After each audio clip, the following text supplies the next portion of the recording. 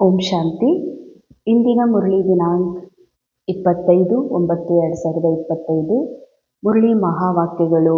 मीठे बच्चे, यह ड्रामा का खेल एक्यूरेट चल रहा है. जिसका जो पार्ट जिस घड़ी होना चाहिए वही रिपीट हो रहा है. यह बात यथार्थ रीति समझना है. ಮಧುರ ಮಕ್ಕಳೇ, ಇದು ಡ್ರಾಮಾದ ಆಟ ಎಕ್ಯುರೇಟ್ ನಡೀತಾ ಇದೆ. ಯಾರ್ದು ಯಾವಾಗ ಯಾವ ಕ್ಷಣದಲ್ಲಿ ಪಾರ್ಟ್ ನೂಂದಿದೆ ಅದೇ ಪಾರ್ಟ್ ವಾಪಸ್ ರಿಪೀಟ್ ಆಗ್ತದೆ. ಈ ಮಾತುಗಳನ್ನು ಯಥಾರ್ಥವಾಗಿ ತಿಳಿದುಕೊಳ್ಳಬೇಕು ಅಂತಾರೆ ಬಾಬಾ. ಈ ಡ್ರಾಮಾ ಎಕ್ಯುರೇಟ್ ಇದೆ. ಎಕ್ಯುರೇಟ್ ಅರ್ಥಾತ್ ಈ ವಿಶ್ವ ನಾಟಕದಲ್ಲಿ ನಮ್ಮ ಮಾನವ ಮನಸ್ಸು ಏನೆಲ್ಲ ನೋಡ್ತಾ ಇದೆ, ಹೀಗೆ ಅನ್ನಿಸ್ತದ ಇದರಲ್ಲಿ ಏನಾದರೂ ನಾವು ಮಾಡಬಲ್ಲೆವು ಅಂತ.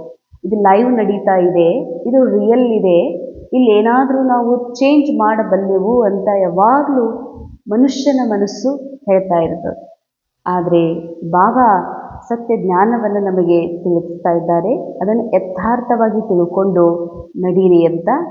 ಇದು ಮಾಡಲ್ಪಟ್ಟಂಥ ಫಿಲ್ಮ್ ಇದೆ. ಇದು ರೆಕಾರ್ಡೆಡ್ ಆಗಿಬಿಟ್ಟಿದೆ, ಅದೇ ವಾಪಸ್ ಇಲ್ಲಿ ರೀಪ್ಲೇ ಆಗ್ತಾ ಇದೆ. ಇದರಲ್ಲಿ ಏನೂ ಯಾರೂ ಮಾಡುವುದಿಲ್ಲ, ಅದೇ ಆಗ್ತದ. ಯಾವುದು ಮೊದಲು ರೆಕಾರ್ಡ್ ಆಗಿದೆ ಅಂದಮೇಲೆ ಇದು ಬಹಳ ಎಕ್ಯುರೇಟ್ ಇದೆ ಅಂತಾರೆ ಬಾಬಾ. ಇದರಲ್ಲಿ ಏನೂ ತೆಗಿಲಿಕ್ಕೆ ಬರೋದಿಲ್ಲ, ಏನೂ ಹಾಕ್ಲಿಕ್ಕೆ ಬರೋದಿಲ್ಲ. ಇದರಲ್ಲಿ ಇದು ಹೀಗೆ ಯಾಕೆ ಅನ್ನುವ ಮಾತೇ ಇಲ್ಲ. ಎಲ್ಲದರ ಹಿಂದಲೂ ಬಾಬಾ ಕಲ್ಯಾಣ ಇದೆ ಅಂತ ಹೇಳ್ತಾರೆ. ಅದರಲ್ಲಿ ಏನೋ ಒಂದು ರಹಸ್ಯ ಇದೆ.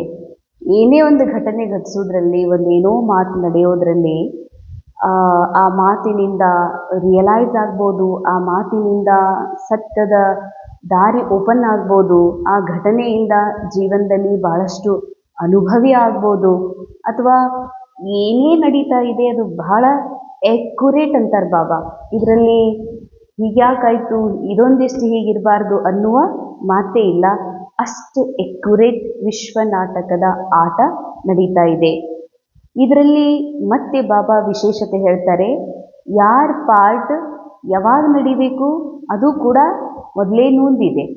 ಅರ್ಥಾತ್ ಯಾವ ಸಮಯದೊಳಗೆ, ಈಗ ಹೊರಗಿನ ಲೌಕಿಕ ಹದ್ದಿನ ಸಿನಿಮಾದೊಳಗೆ ಯಾರ್ದು ಟಿ ವಿ ಸ್ಕ್ರೀನ್ ಮೇಲೆ ಫ್ರಂಟಲ್ಲಿ ಈಗ ಯಾರು ಮಾತಾಡಬೇಕಾಗಿದೆ ಅವ್ರು ಫ್ರಂಟಲ್ಲಿ ಹೋಗಿರ್ತಾರೆ, ಸ್ಟೇಜ್ ಮುಂದೆ ಇರ್ತಾರೆ.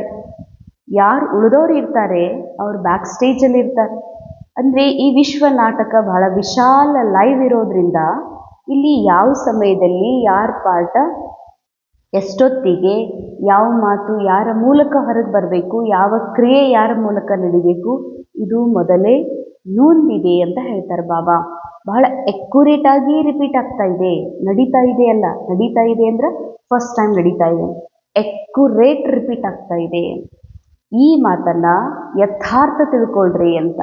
ಯಾಕೆಂದರೆ ಈ ಬುದ್ಧಿ, ಈ ಒಂದು ಹ್ಯೂಮನ್ ಕಾನ್ಷಿಯಸ್ ಅಥವಾ ಮಾನವ ಮನಸ್ಸೇನಿದೆ, ಇದು ಯಾವತ್ತಿಗೂ ಇಲ್ಲಿ ನಾವು ನಿರ್ಮಿತ ಮಾಡ್ತಾ ಇದ್ದೀವಿ, ನಮ್ಮಿಂದ ಆಗ್ತಾ ಇದೆ. ಅರ್ಥಾತ್ ಕರ್ತಾಪನ್ನದ ಭಾವ, ನಾ ಮಾಡಬಲ್ಲೆ, ನಾ ಮಾಡ್ತಾ ಇದ್ದೀನಿ, ನಮ್ಮಿಂದ ನಡೀತಾ ಇದೆ ಅನ್ನುವಂಥದ್ದೇನಿದೆ, ಈ ಕಾರಣದಿಂದ ಹೀಗನ್ನಿಸ್ತದಲ್ಲ, ನಾವು ಇದನ್ನು ಮಾಡ್ತಿದ್ದೀವಿ, ನಾನಾ ಮಾಡಿದ್ದು ಅಂತ ಬಹಳಷ್ಟು ಬಾರಿ ಬುದ್ಧಿಗೆ ಅನ್ನಿಸ್ತಾ ಇರ್ತದ. ಅಂದರೆ ಭಾರಿ ಫಲ, ನಾ ಇಷ್ಟೆಲ್ಲ ಮಾಡದೆ ಇದ್ರ ಫಲ ಹೀಗೆ ಬರ್ತಲ್ಲ, ಮತ್ತು ನಾ ಇಷ್ಟೆಲ್ಲ ಮಾಡೋದಿದೆಯಲ್ಲ ಅನ್ನುವಂಥ ಭಾರ, ಹೊರೆ, ಕರ್ತಾಪನ್ನದ ಭಾವದಿಂದ ಮುಕ್ತ ಆಗಬೇಕು ಅಂದರೆ ಬಾಬಾ ನಮಗೆ ಈ ಯಥಾರ್ಥ ವಿಧಿಯನ್ನು ತಿಳಿಸ್ಕೊಡ್ತಾರೆ. ಮಕ್ಕಳೇ, ಇದು ಕೇವಲ ರಿಪೀಟ್ ಆಗ್ತಾ ಇದೆ, ಇಲ್ಲಿ ಏನೂ ಹೊಸದಾಗಿ ನಡೀತಾ ಇಲ್ಲ. ನಾವೆಲ್ಲ ಆತ್ಮ ಸೋಲ್ ಇದ್ದೀವಿ, ಶರೀರ ರೋಲ್ ಇದೆ, ರೋಲ್ನಲ್ಲಿ ಒಂದು ಸ್ಟೋರಿ ತುಂಬಲಾಗಿದೆ. ಈ ಸ್ಟೋರಿ ಮೊದಲೇ ಫಿಕ್ಸ್ ಇದೆ. ಅಂದರೆ ಯಾವ ವ್ಯಕ್ತಿ ಎಲ್ಲಿಗೆ ಹೋಗಬೇಕು, ಏನು ಮಾಡಬೇಕು, ಏನು ನಡಿಬೇಕು, ಏನಾಗಬೇಕು, ಯಾವ ಡೈಲಾಗ್ ಯಾರ ಮೂಲಕ ಓಪನ್ ಆಗಬೇಕು, ಇದು ಮೊದಲೇ ನೂಂದಿದೆ. ಬಹಳ ಎಕ್ಯುರೇಟಾಗಿ ನಡೀತಾ ಇದೆ, ಸೇಮ್ ರಿಪೀಟ್ ಆಗ್ತಾ ಇದೆ. ಅದಕ್ಕೆ ಚೆನ್ನಾಗಿ ತಿಳ್ಕೊಂಡು ನಡೀರಿ ಅಂತ ಹೇಳ್ತಾರೆ ಬಾಬಾ. ಪ್ರಶ್ನ, ತುಮ್ ಬಚ್ಚೋं का प्रभाव कब निकलेगा? अभी तक किस शक्ति की कमी है? ತಾವು ಮಕ್ಕಳ ಪ್ರಭಾವ ಯಾವಾಗ ಗೊತ್ತಾಗ್ತದ, ಇನ್ನೂ ತಾವು ಮಕ್ಕಳಲ್ಲಿ ಯಾವ ಶಕ್ತಿಯ ಕೊರತೆ ಇದೆ ಅಂತಾರೆ ಬಾಬಾ. उत्तर, जब योग में मजबूत होंगे तब प्रभाव निकलेगा. ಎಷ್ಟು ಯೋಗದಲ್ಲಿ, ಯೋಗ ಅರ್ಥಾತ್ ನೆನಪು. ನೆನಪು ಏನು? ನಾ ಯಾರಿದ್ದೀನನ್ನುವಂತಹ ಸತ್ಯದ ಸ್ಮೃತಿ.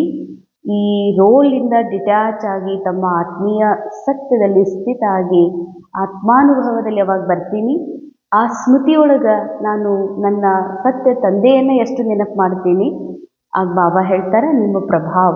ಪ್ರಭಾವ ಅರ್ಥಾರ್ಥ ಇದೇ ಆ ಸತ್ಯ ನಾಲೆಡ್ಜ್, ಇದೇ ಆ ಮುಕ್ತಿ, ಜೀವನ್ ಮುಕ್ತಿ ಕೊಡಿಸುವಂತಹ ಸತ್ಯದ ದಾರಿ ಎನ್ನುವಂಥದ್ದೇನು ಪ್ರಭಾವಿದೆ, ಇದು ಬಾಬಾ ಹೇಳ್ತಾರೆ ಯೋಗದಿಂದ ಮಾತ್ರ ಬರ್ಲಿಕ್ಕೆ ಸಾಧ್ಯ. ಅಭಿ ವಹ ಜೌಹರ್ ನಹಿ ಹೇ, ಆ ಇನ್ನೂ ಆ ಶಕ್ತಿ, ಆ ಹರಿತ ತುಂಬಿಲ್ಲಂತಾರೆ ಬಾಬಾ.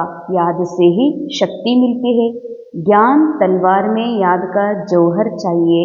ಜ್ಞಾನದ ಖಡ್ಗದಲ್ಲಿ ಯೋಗದ ಹರಿತ ಶಕ್ತಿ ಬೇಕು ಅಂತ ಹೇಳ್ತಾರೆ ಬಾಬಾ. ಜ್ಞಾನ ತಿಳುವಳಿಕೆಯಾಗಿದೆ, ಯೋಗ ಬಾಬಾ ಹೇಳ್ತಾರೆ ಯೋಗ ಇಂಥದ್ದು ಇದೆಯಲ್ಲ ಅದು ಶಕ್ತಿ ತುಂಬುವಂಥದ್ದು. ಯಾವ ಶಕ್ತಿ?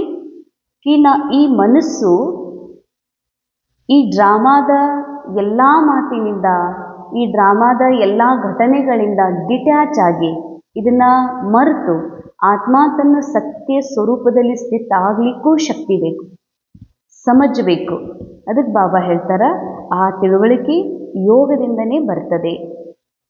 ज्ञान तलवार में याद का जौहर चाहिए, अभी तक कम है.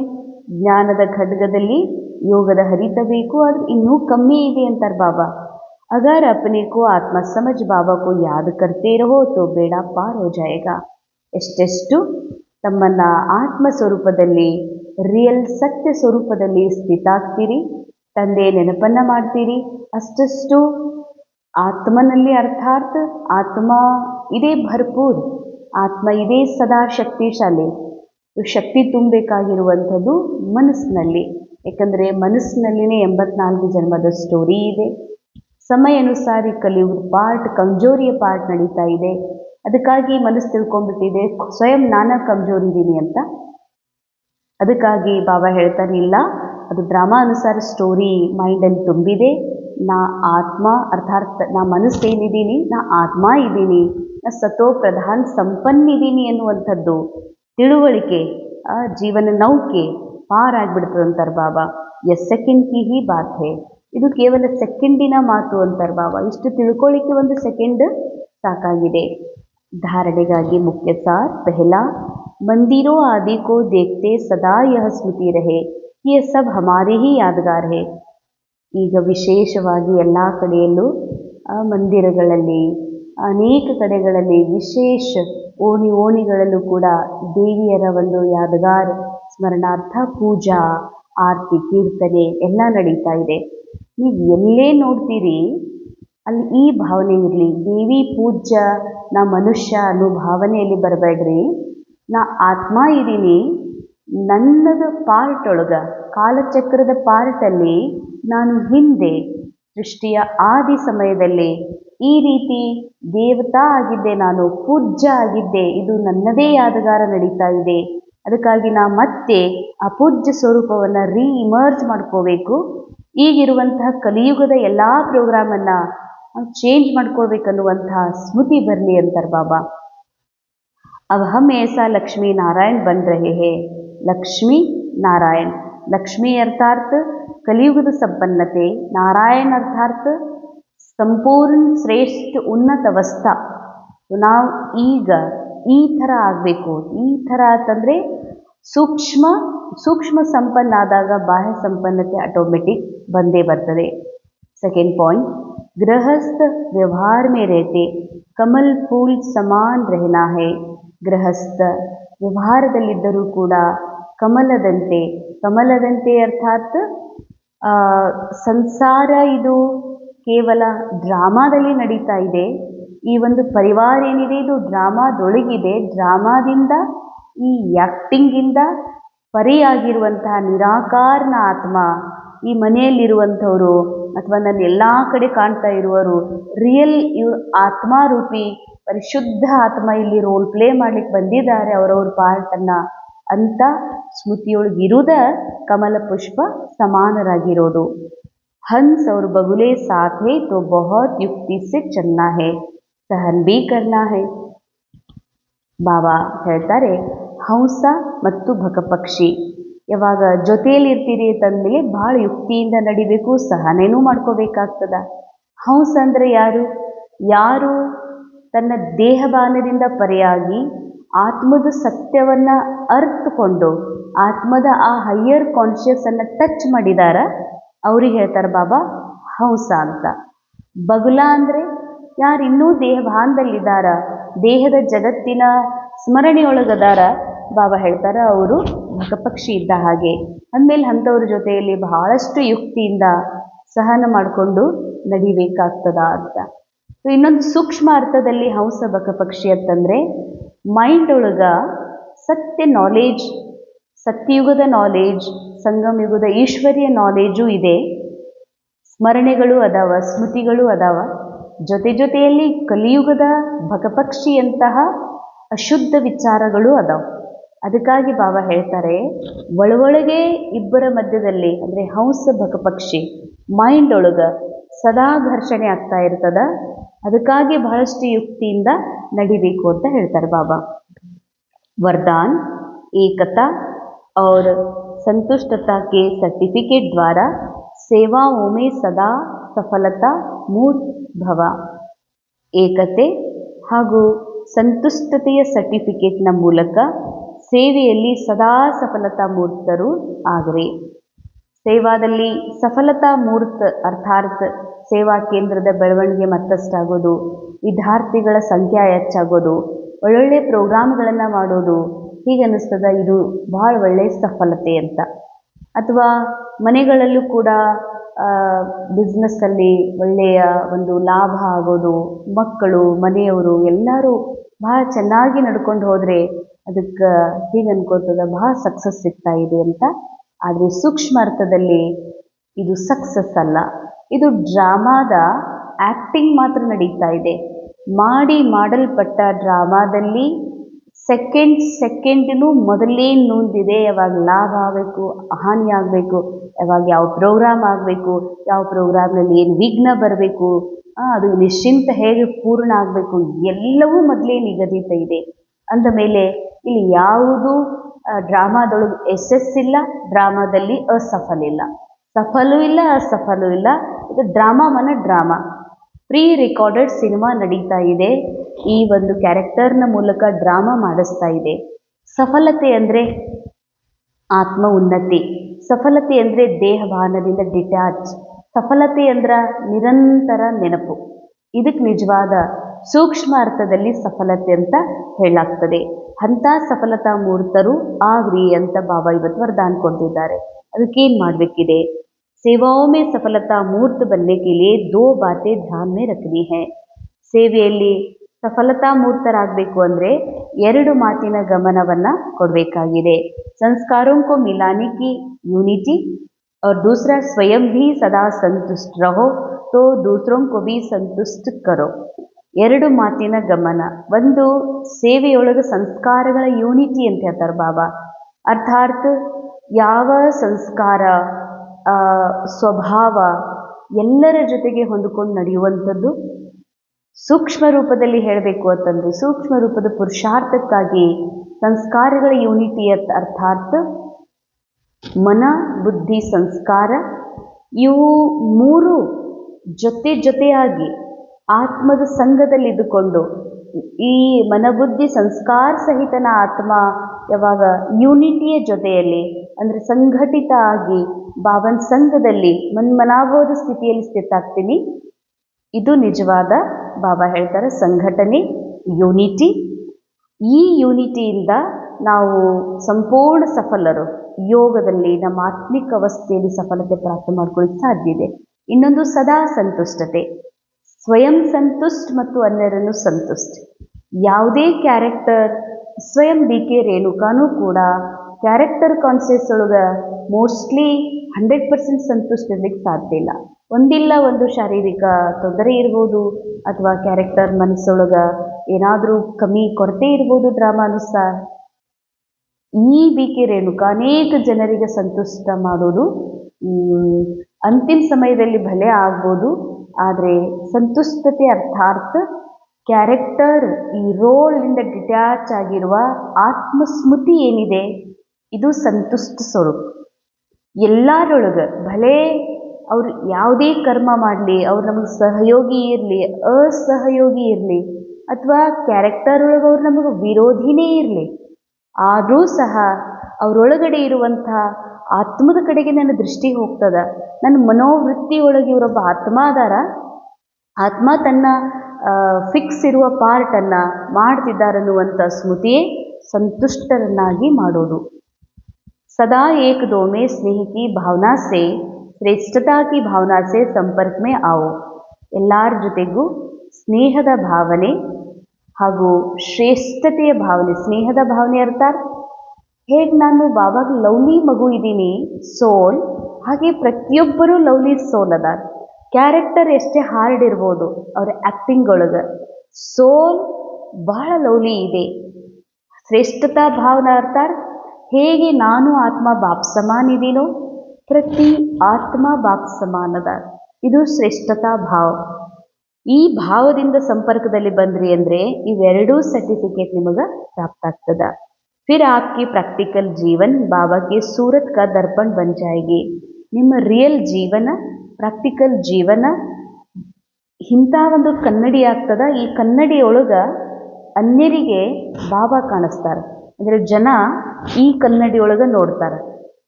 ಈ ಕನ್ನಡಿಯೊಳಗೆ ಅರ್ಥಾರ್ಥ ಸ್ಥಿತಿ, ಕನ್ನಡಿ ಅರ್ಥಾರ್ಥ ಈ ನನ್ನ ಸ್ಥಿತಿಯೊಳಗೆ ಪರಮಾತ್ಮನ ಒಂದು ಸ್ವರೂಪ ಬೇರೆಯವರಿಗೆ ಕಾಣಿಸ್ತದ. ಅಂಥ ದರ್ಪಣ ನೀವು ಆಗಬೇಕು. ಉಸ್ ದರ್ಪಣ್ ಮೇ ಬಾಬಾ ಜೋ ಹೇ ಜೈಸಾ ಹೇ ವೈಸಾ ಹಿ ದಿಖಾಯಿ ದೇಗಾ. ಯಾಕಂದರೆ ಇವತ್ತು ಜಗತ್ತಿನಲ್ಲಿ ಅನೇಕರಿಗೆ ಭಗವಂತ ಹೇಗದಾರ ಅನ್ನೋದೇ ಗೊತ್ತಿಲ್ಲ. ಯಾರೋ ಶಂಕರನ ರೂಪದಲ್ಲಿ, ಯಾರೋ ವಿಷ್ಣುವಿನ ರೂಪದಲ್ಲಿ, ಯಾರೋ ಕಲ್ಲಿನ ಮೂರ್ತಿಯ ರೂಪದಲ್ಲಿ, ಯಾರೋ ಕಣಕಣದಲ್ಲಿ, ಹೀಗೆ ಬೇರೆ ಬೇರೆ ರೂಪದಲ್ಲಿ ತಿಳ್ಕೊಂಡು ಪರಮಾತ್ಮನಿಂದ ದೂರಿದ್ದಾರೆ. ಆದರೆ ಯಾವಾಗ ನೀವು ಈ ಅವಸ್ಥೆಯನ್ನು ತಲುಪ್ತೀರಿ, ಆ ಉನ್ನತ ಅವಸ್ಥೆಯೊಳಗೆ ನಿಮ್ಮ ಒಂದು ಜೀವನ ರೂಪಿ ದರ್ಪಣದೊಳಗೆ ಎಲ್ಲರಿಗೂ ಪರಮಾತ್ಮ ಏನಿದಾರೋ ಹೇಗಿದ್ದಾರೋ ಅದೇ ಸ್ವರೂಪ ಪ್ರತ್ಯಕ್ಷ ಆಗ್ತದೆ ಅಂತ ಹೇಳ್ತಾರೆ ಬಾಬಾ. ಸ್ಲೋಗನ್ ಆತ್ಮಸ್ಥಿತಿ ಮೇ ಸ್ಥಿತ ಹೋಕರ್ ಅನೇಕ ಆತ್ಮಾओं को जीवन दान दो तो दुआएं मिलेंगी. ಅಂಡರ್ಲೈನ್ ಆತ್ಮಸ್ಥಿತಿಯಲ್ಲಿ ಸ್ಥಿತಾಗಿ. ಬಿ ಕೆ ರೇಣುಕಾ ಆಗಿ ಯಾರಿಗಾದರೂ ಕೋರ್ಸ್ ಕೊಟ್ವಿ, ಕ್ಲಾಸ್ ಮಾಡಿದ್ವಿ, ಜೀವನ್ ದಾನ ಅಲ್ಲ, ರೇಣುಕಾನ್ ಪಾರ್ಟ್ ಸತ್ತು ಹೋಗಿ ಜೀತೆ ಜಿ ಮರ್ಕರ್ ಜೀವಂತಿರುವಾಗಲೇ ಬಾಬಾಗೆ ಅರ್ಪಿಸಿ. ಯಾವಾಗ ನಾನು ಕೇವಲ ನಿರಾಕಾರ ತಕ ಮುಡ್ತೀನಿ, ಆತ್ಮಸ್ಥಿತಿಯಲ್ಲಿ ಇರ್ತೀನಿ, ಈ ಆತ್ಮಸ್ಥಿತಿಯೊಳಗಿದ್ದುಕೊಂಡು ಯಾವಾಗ ನಾವು ಇನ್ನೊಬ್ಬರಿಗೆ ಆತ್ಮಸ್ವರೂಪವನ್ನು ನೋಡ್ತೀವಿ, ಇದೇ ಜೀವನ್ ದಾನ್ ಅಂತಾರೆ ಬಾಬಾ.